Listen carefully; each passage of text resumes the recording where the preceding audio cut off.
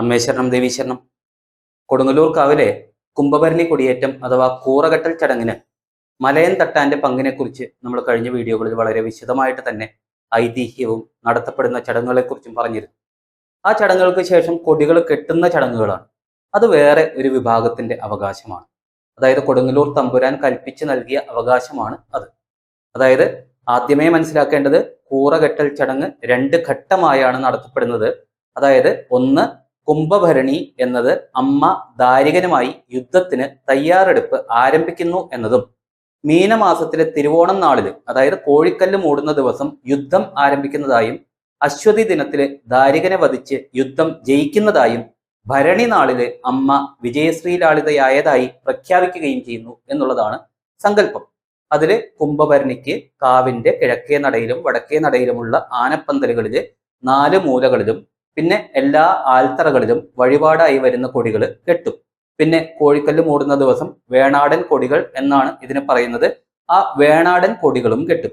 അതായത് ഒരു കയറില് കൊടികളും മണികളും കെട്ടി അത് കാവിന്റെ പ്രദക്ഷിണ വഴിക്കകത്ത് തന്നെയുള്ള, അതും തെക്ക് കിഴക്കേ മൂലയിലുള്ള ഒരു ആലിൽ നിന്നും തെക്ക് ഭാഗത്തുള്ള ഏതെങ്കിലും ഒരു ആലിലേക്ക് വലിച്ചു കെട്ടുന്നു. അതാണ് വേണാടൻ കൊടികൾ കെട്ടുന്ന ചടങ്ങ്.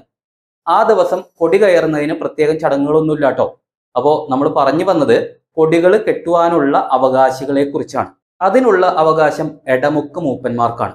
അതായത് പണ്ട് കാലത്ത് അത് കുടുംബി സമുദായത്തിൽപ്പെട്ട 24 കുടുംബങ്ങളായിരുന്നു. ഇപ്പോ അത് പല കുടുംബങ്ങളിലും ജീവിച്ചിരുന്ന കാരണവന്മാര് മരിക്കുകയും അവകാശികൾ ഇല്ലാതാവുകയും ചെയ്തതോടെ നിലവില് 3 തറവാടുകളിലായിട്ട് 14 കുടുംബങ്ങളിലായിട്ട് കുറഞ്ഞു. അതായത് ചൂനേഴത്ത് കണ്ടത്തിൽ, തൈപ്പറമ്പ്, പിന്നെ ഇടപ്പള്ളി വീട്, അങ്ങനെ 3 തറവാടുകൾ. അവരാണ് 2 ദിവസങ്ങളിലും അതായത് കുംഭഭരണിക്കും തിരുവോണത്തിനും കൊടികൾ കെട്ടുന്നത്. തമ്പുരാന്റെ സഹായികളായിട്ട് കൊടുങ്ങല്ലൂർ ദേശത്ത് ഇവരെ കൊണ്ടുവന്ന് സ്ഥലം കൊടുത്ത് താമസിപ്പിച്ചു എന്നതാണ് ചരിത്രരേഖകളിലൂടെ മനസ്സിലാക്കാൻ സാധിച്ചത്. ഇവർക്ക് ഇനിയും ധാരാളം ചുമതലകളുണ്ട്, അതോടൊപ്പം അതിന് പ്രതിഫലവുമുണ്ട്. അതിനെക്കുറിച്ച് നമുക്ക് ഇടമുക്ക് മൂപ്പന്മാരെ കുറിച്ച് പ്രത്യേക വീഡിയോ ചെയ്യുന്ന സമയത്ത് സംസാരിക്കാം. ഇപ്പോ ഈ ചടങ്ങുകൾക്ക് നേതൃത്വം കൊടുക്കുന്നത് കൂട്ടത്തിൽ മുതിർന്ന ആളായിട്ടുള്ള രാജു എന്ന് പറയുന്ന ചേട്ടനാണ്. അദ്ദേഹം പറയുന്നത് തന്നെ നമുക്കൊന്ന് കേൾക്കാം.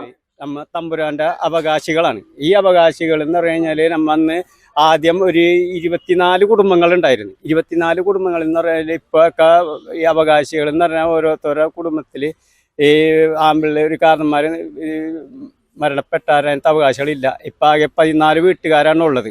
ഈ 14 വീട്ടുകാരിൽ 3 തറവാടാണ് ഉള്ളത്. 3 തറവാട്, ഒന്ന് ചൂനെഴുത്ത് കണ്ടത്തിലും തൈപ്പറമ്പ് ഇടപ്പള്ളി ഹൗസ്, പിന്നെ 3 തറവാട്ടുകാരാണ്. ഈ 3 നടയിലാണ് ആദ്യം കുടക്കൂറ 2 കെട്ടുന്നത്. അത് കഴിഞ്ഞിട്ട് വേണാടൻ കൊടി കെട്ടുന്നത് കോഴിക്കല്ല് മൂടിക്കഴിഞ്ഞാലാണ് ഈ തെക്കേ ഈ ആലുമെന്ന് കിഴക്കേ തെക്കേ വശത്തുള്ള ആലുമെന്ന് തുടങ്ങി പടിഞ്ഞാററ്റം വരെ അത് ഞങ്ങൾ തന്നെയാണ് കെട്ടണത്.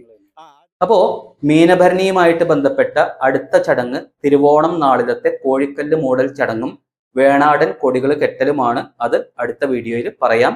നന്ദി, നമസ്കാരം.